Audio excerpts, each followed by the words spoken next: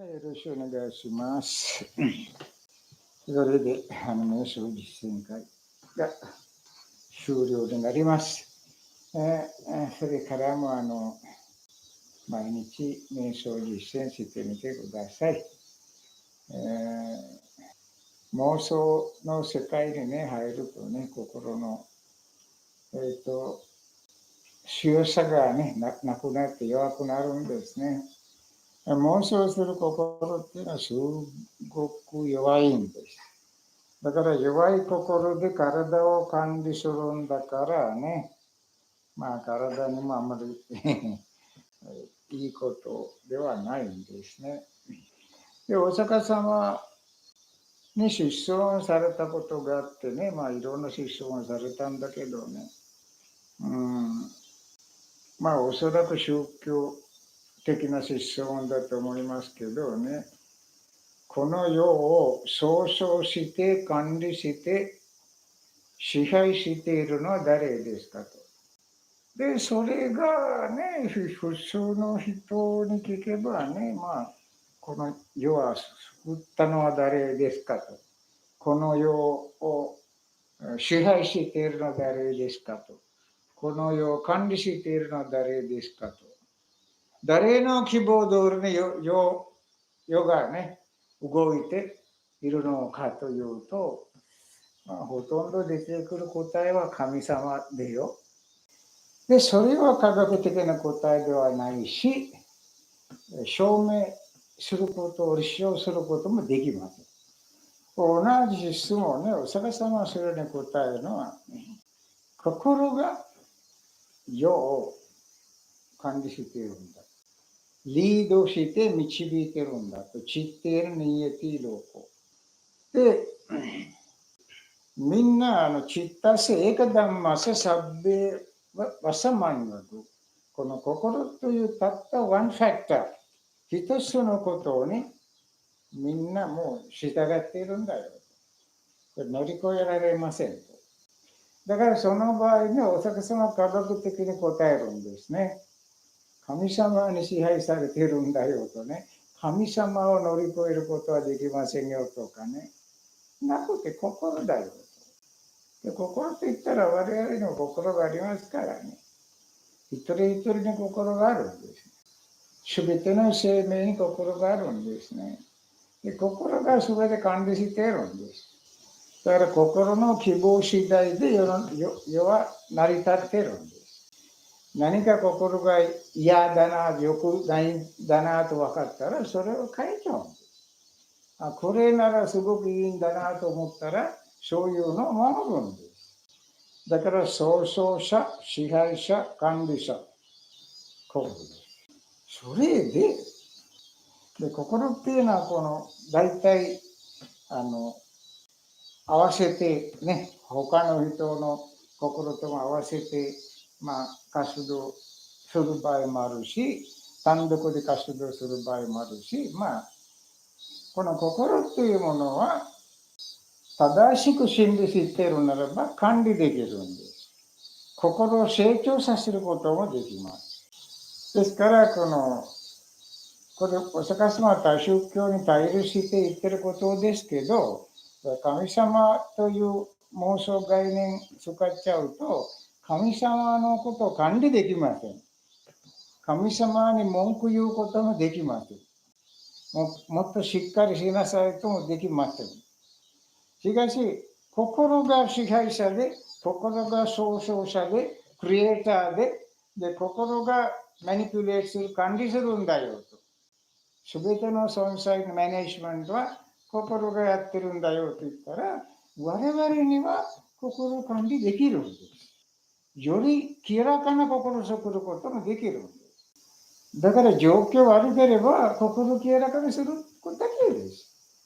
で、それでこの仏道っていうのはいかにして心を清らかにするのかっていうことをもう徹底的に語ってやって、まあ、ちょこちょこと心清らかにすることじゃないんです。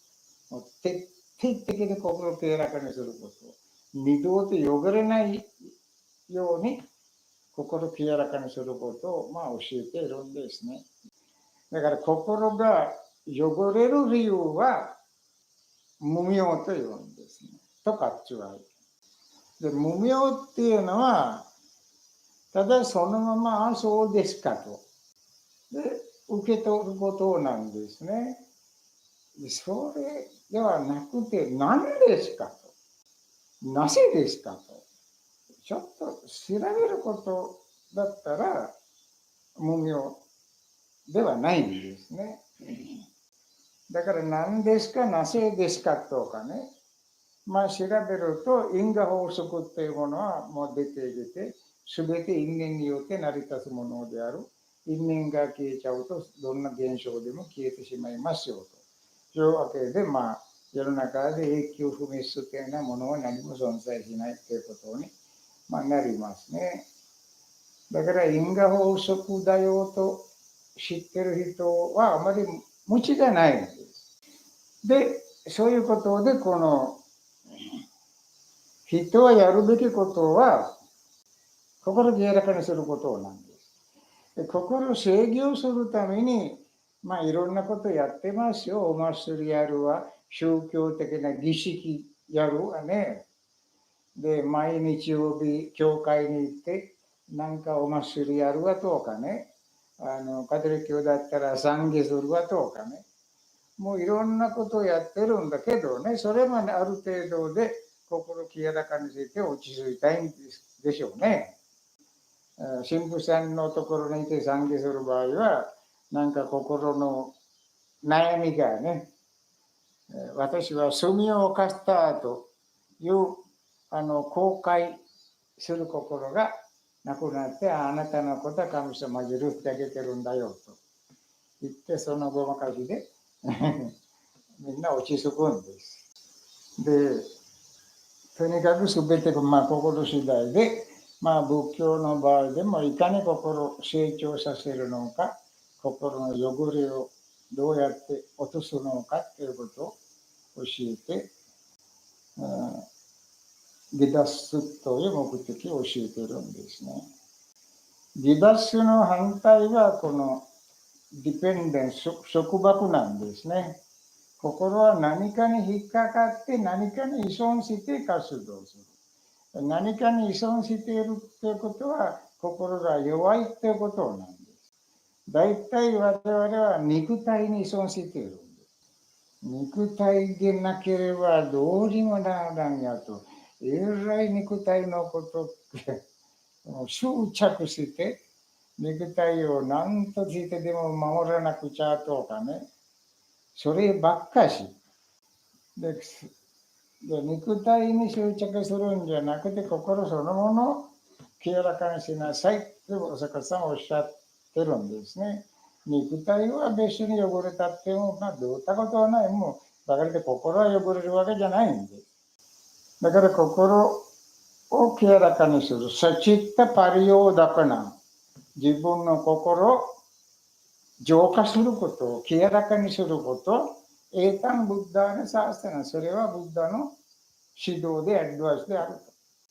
ブッダの戒め。サチッタ、自分の心、清らかにしなさいよと。だからすごく文化的なかっこいい宗教でしょ。何の、いろいろお祭りとかでやらなくたっても、一人一人、清らかな、心清らかに保つこと、考えちゃう。こんなことやったら心が汚れる。だからそんなことやめるとかね。こういうことやると心が汚れません。だったらそれはやりますとかね。そういうふうに自分で考えることはできます。仏典に書かれている通りにやるっていうことでなくたっても、自分でも判断してね、こういう生き方だったら心は汚れる、こういう生き方だったら心は汚れません。というふうに自分の判断で生きられます。で、何日間もね、皆様、いかにして心を清らかにするのかという、ヴィパッサナ瞑想では、心を清らかにすることよりもね、心のこの認識機能を正すというね、正しく認識しなさいよ。熱唱するんじゃないよ。生命は一緒だって、正しくありのままに認識しない。捏造するんです。捏造っていうのは自分の都合に合わせることなんです。だから事実はどうでもいいんです。自分の都合に合わせて、認識するんです。世界にあるこのニュースと同じ。これニュースっていうのは人間に事実を伝えるという嘘を言って、自分の都合に合わせてデータ捏造して発表するんです。ロイターであろうか CNN だろう。だから何でももう誰のニュースもそんなに信頼できない。その会社の目的があって、いろいろ狙いものがあって、だから各ニュース会社がね、どうやって自分の都合に合わせて世界の人間騙すのかということを考えているんです。口先だけでありのままに情報を伝えることは我々の尊い仕事であるという真っ赤な嘘。で、ABC でもしたら CNN やら、やっぱりそれぞれ自分たちにいろんな考えがあって、からくりがあって、狙うものがあって、それがニュースとして放送して世界を騙す。昔がBBC はできるだけ客観的にニュース放送するという進行があったんだけど、よくよく見ると、それも同じことやってるんです。ABC などは全くもういい加減で、それでもあれもありますね、アルジャジーラ。それは自分たちの都合に合わせてニュース放送。で、そういうことで、とにかく世の中はね、心を成長することじゃなくて、心を汚して、心を自分流通りに物事をやる、なんかロボット作りたいんです。だから即世間で生きてる私たちは、そういう何人かに管理されてるロボットなんです。だからどうしてもものすごく管理されているんですね。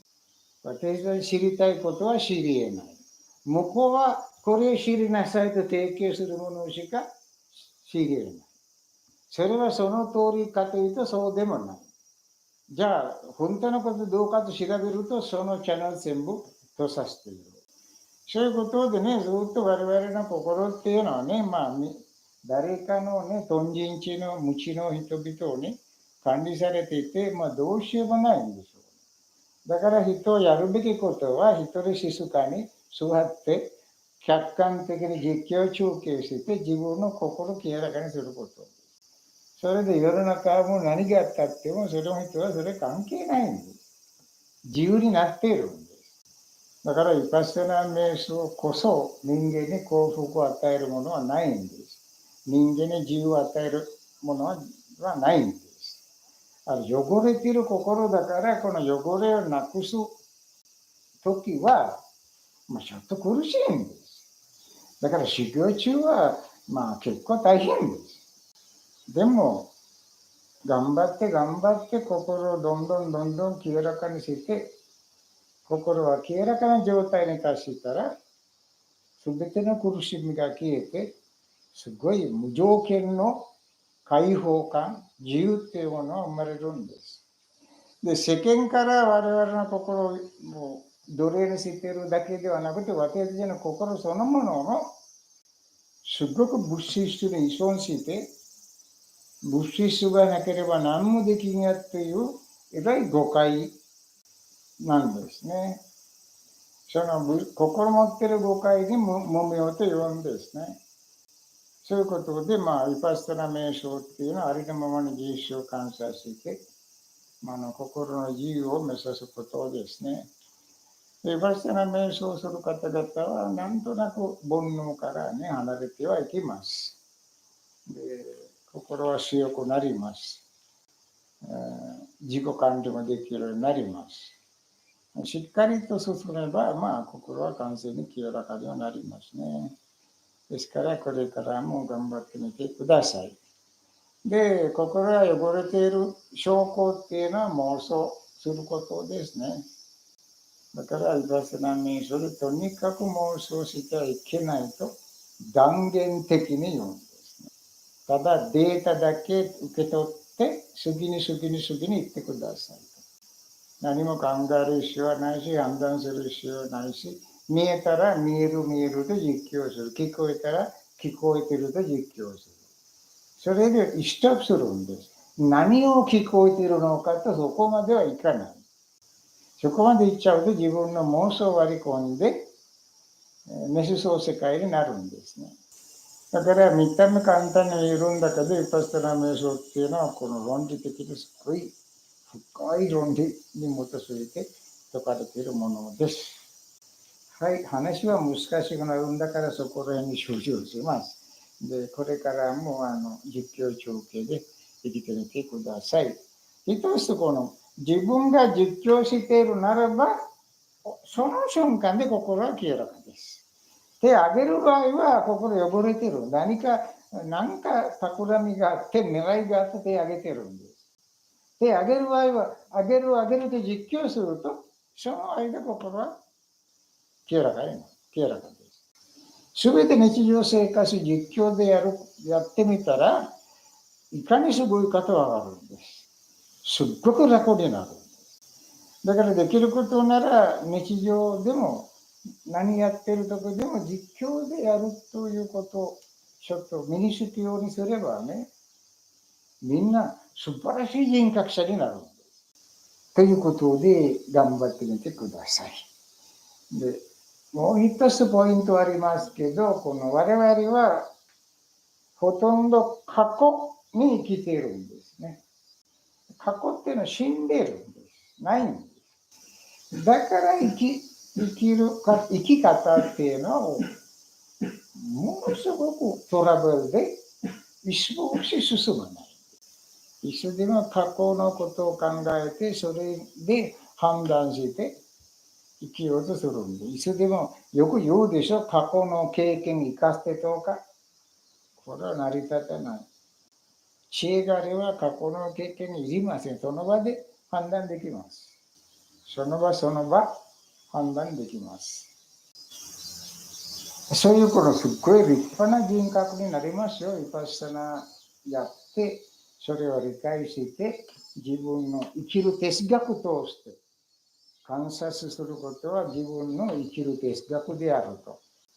で、したら、すごいいい世界が出てきます。何も失敗しない、悩まない、明るい生活が現れてきます。で、話は終了します。頑張ってください。これから。